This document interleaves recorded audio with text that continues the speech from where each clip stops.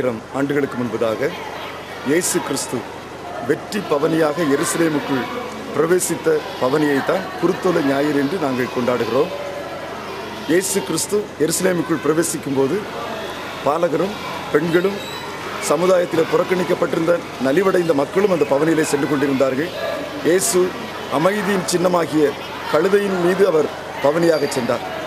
இது ஒரு அமைதியின் பவனி, இது ஒரு சமுதாய இணக்கத்தின் பவனி, வெற்றியின் பவனி.